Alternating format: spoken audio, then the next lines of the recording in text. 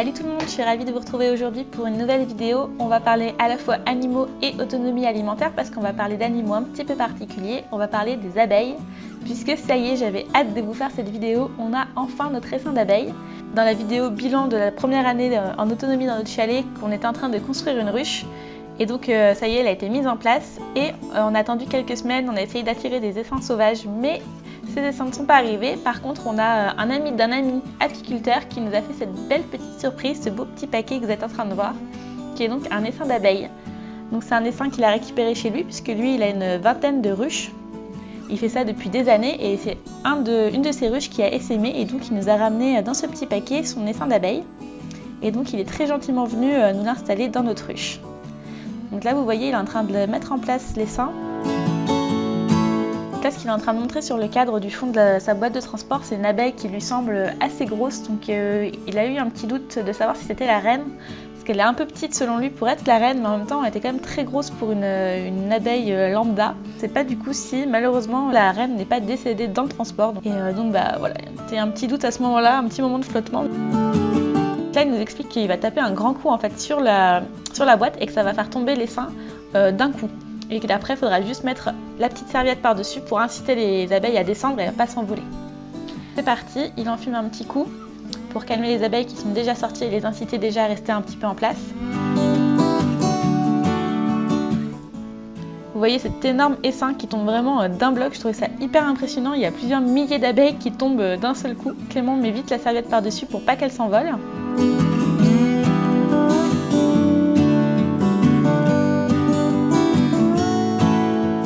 Un petit peu à l'intérieur, on voit un peu mieux. Vous voyez que c'est sa boîte de transport en fait, dans laquelle il y a déjà des sortes de cadres qui sont construits en fait, des alvéoles de cire, puisque c'est une boîte qu'il utilise depuis des années. Et en fait, à chaque fois qu'il met un essaim dedans, même pour une ou deux journées, et les abeilles construisent et du coup, à chaque fois qu'il leur met, elles continuent un petit peu la construction et ça permet d'avoir un support pour l'essaim. Là, on va enlever la serviette et on va continuer en fait à taper sur la boîte puisqu'il y a en fait pas mal d'abeilles encore dedans. On l'a pas bien vu sur l'image, mais il y en a encore pas mal dans le fond. Donc entre chaque tentative de coup sur la boîte, il remet un petit coup de fumée parce qu'en fait la fumée pour les abeilles c'est synonyme d'incendie. Donc les réflexes pour les abeilles dans ces cas-là, c'est de se regrouper, de se fermer dans la ruche pour se mettre en sécurité. C'est pour ça qu'on utilise de la fumée principalement en apiculture, pour réunir les abeilles, éviter qu'elles se dispersent trop et qu'elles s'agitent trop autour de nous et les faire redescendre tranquillement dans leur ruche.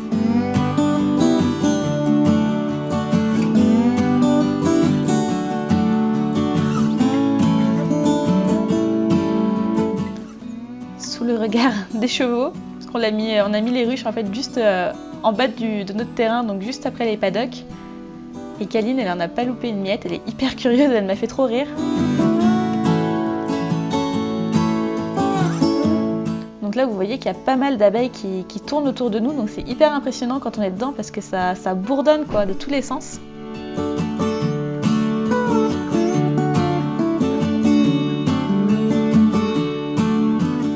Donc pareil, encore un petit coup de fumée pour essayer de faire redescendre dans le gros de l'essaim les petites abeilles qui sont restées.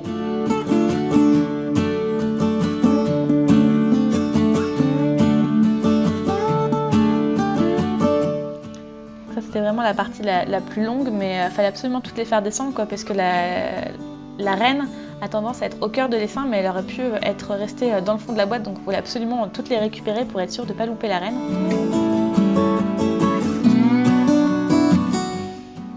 Là il va nous montrer, c'est un mâle, donc ils sont beaucoup plus gros, c'est ce qu'on appelle un fou bourdon, et en fait il pique pas. Donc c'est pour ça qu'il peut se permettre de le prendre comme ça sur ses doigts sans risque. Même si vous voyez qu'il est habitué, il n'a pas peur et il travaille sans gants quand même. Nous, on a investi chacun dans une bonne paire de gants et on va les mettre à chaque fois.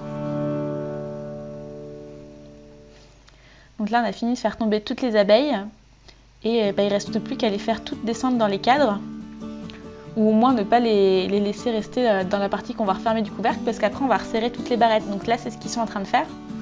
Ils font descendre toutes les abeilles pour pas qu'elles soient coincées entre les barrettes et que quand on va refermer, elles ne se retrouvent pas coincées entre le sol que vont fermer les barrettes et le toit de la ruche. Donc à l'aide de la fumée et d'une petite brosse à crin, on enlève les abeilles une à une pour pouvoir refermer et resserrer les barrettes sans les écraser.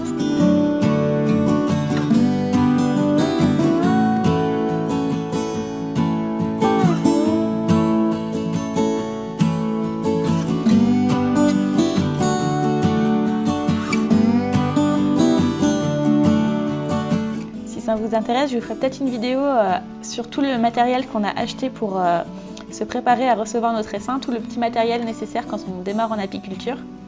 Si ça vous intéresse, dites-le moi dans les commentaires, je vous filmerai ça avec plaisir. Et ça y est, on a pu refermer la ruche, toutes les petites abeilles se regroupent. Donc vous voyez celles qui agitent leurs petites fesses là devant, qui font une espèce de twerk sur la planche d'envol. En fait, elles appellent leurs congénères. Une semaine après, c'est l'heure de rendre visite à notre ruche pour voir si la colonie s'est bien implantée, si elles ont commencé à construire sur des barrettes. Parce que dans ce type de ruche, on n'a pas de cadre, en fait, on place juste des petites barrettes d'amorce de cire et c'est aux abeilles de créer elles-mêmes leur cadre en construisant leurs alvéoles. Donc on va vérifier qu'elles ont commencé à construire et qu'elles ont construit bien droite parce que c'est le risque de ce genre de ruche, comme il n'y a pas de cadre, c'est qu'elles partent un petit peu de travers. Donc là, on va vérifier si elles ont construit bien droit. Et vous allez voir qu'on avait mis le lendemain de l'installation de l'essaim, on leur avait mis un petit nourrisseur en fait avec du miel et du sirop parce qu'il a fait un temps absolument pourri les premiers jours où on les a installées et elles ont zéro réserve comme elles viennent juste d'arriver dans une ruche vierge et c'est important qu'elles puissent se nourrir pour survivre et puis pour commencer à s'installer puisque c'est à partir du pollen qu'elles vont chercher qu'elles peuvent fabriquer le miel et la cire pour faire leur ruche. Donc on enlève le petit nourrisseur qu'on leur avait mis. Donc c'est simplement un bocal en fait dans lequel on a mis du coup le sirop et qu'on a percé de 3-4 trous et qu'on a mis en équilibre sur un petit bâton pour qu'elles puissent passer en dessous et récupérer le sirop qu'on leur a mis. Donc là on va soulever les barrettes, donc on les écarte un petit peu. Et on voit déjà sur la première qu'elles ont commencé un petit peu à construire. Donc là on a les grappes d'abeilles qui sont en train de fabriquer la cire pour faire les alvéoles.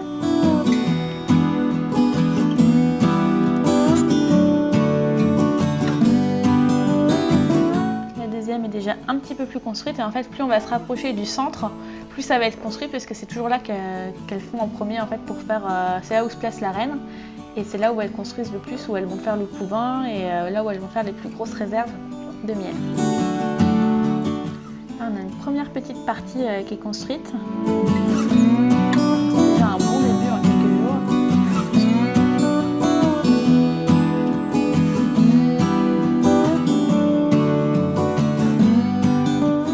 Très impressionnant au début de voir la concentration d'abeilles qu'il y a sur les cadres, quoi. C'est hyper impressionnant, c'est hyper dense et il y en a un nombre incroyable. C'est vrai qu'au début c'est très impressionnant. Et encore 4 jours après, donc au bout de 8 jours, on va faire une deuxième visite de la ruche pour voir si ça continue à évoluer, et si elles ont commencé à rentrer un petit peu de pollen, à faire un petit peu de miel dans leurs alvéoles de cire. Pareil, on écarte les barrettes pour écraser personne, on déplace tout ça tranquillement.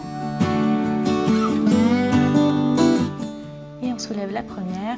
Donc là vous voyez tout à l'heure il y avait juste une grappe d'abeilles en fait en train de construire et là on voit qu'elles ont fait un beau pain de cire.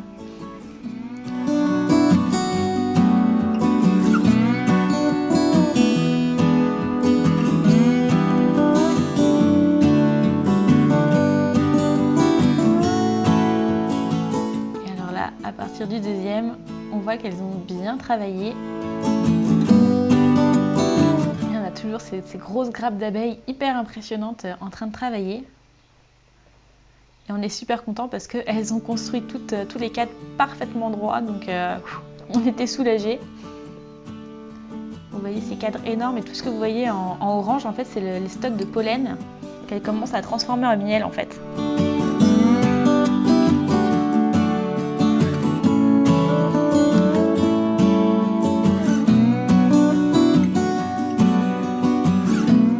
Une semaine plus tard, Robert nous a rappelé qu'il avait récupéré un deuxième essaim et donc comme on venait de finir notre deuxième ruche, et on était ravis et ce coup-ci il nous a proposé de venir chercher l'essaim chez lui et de réaliser nous-mêmes, si on s'en sentait capable, l'implantation de cette deuxième colonie.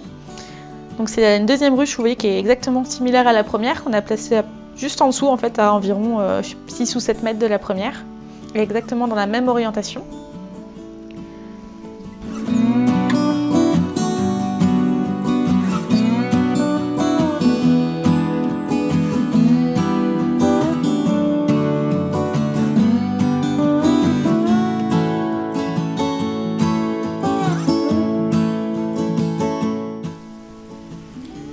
on se retrouve 13 jours après l'implantation de la première ruche. Donc on va refaire une dernière inspection. Vous voyez qu'elles ont bien continué de construire, elles ont fait des super beaux pains. Toutes les petites abeilles que vous voyez avec un petit peu les ailes oranges, c'est des petites pelettes de pollen, donc elles sont en train de travailler. Dans la deuxième ruche, on a également mis un nourrisseur comme dans la première, parce que comme vous voyez le ciel derrière, on n'a pas eu un printemps terrible. Donc pour les booster un peu, pareil, on a mis le petit nourrisseur avec du sirop. Et cette deuxième ruche aussi a commencé à construire, à remplir ses petites barrettes.